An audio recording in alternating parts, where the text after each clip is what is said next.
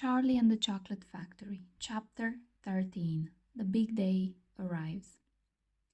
The sun was shining brightly on the morning of the big day, but the ground was still white with snow and the air was very cold.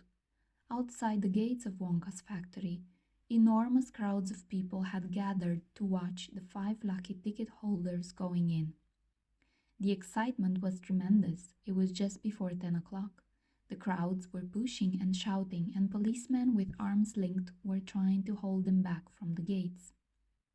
Right beside the gates, in a small group that was carefully shielded from the crowds by the police, stood the 5 famous children, together with the grown-ups who had come with them.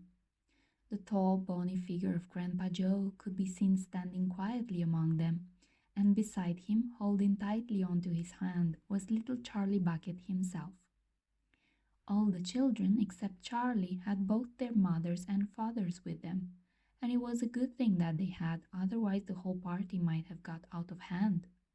They were so eager to get going that their parents were having to hold them back by force to prevent them from climbing over the gates. "Be patient," cried the fathers. "Be still, it's not time yet. It's not 10 o'clock. Behind him, Charlie Bucket could hear the shouts of the people in the crowd as they pushed and fought to get a glimpse of the famous children. "There's Violet Beauregard," he heard someone shouting. "That's her, all right. I can remember her face from the newspapers." "And you know what?" somebody else shouted back. "She's still chewing that dreadful old piece of gum she's had for 3 months. You look at her jaws. They're still working on it." "Who's the big fat boy?" "That's Augustus Gloop." "So it is. Enormous, isn't he?" "Fantastic." "Who's the kid with a picture of the Lone Ranger stenciled on his wind cheater?" "That's Mike Teavee. He's the television fiend." "Must be crazy. Look at all those toy pistols he's got hanging all over him." "The one I want to see is Veruca Salt," shouted another voice in the crowd.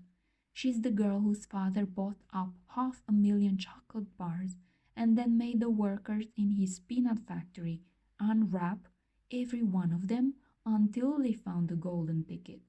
He gives her anything she wants, absolutely anything. She only has to start screaming for it and she gets it. Dreadful, isn't it? Shocking, I call it. Which do you think is her?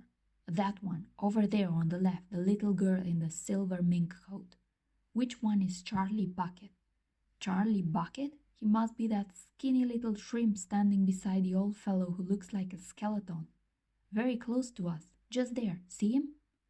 Why hasn't he got a coat on in this cold weather?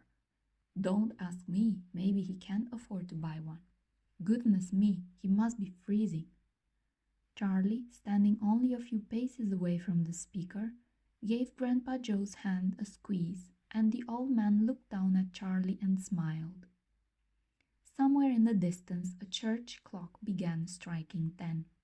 Very slowly, with a loud creaking of rusty hinges, the great iron gates of the factory began to swing open. The crowd became suddenly silent.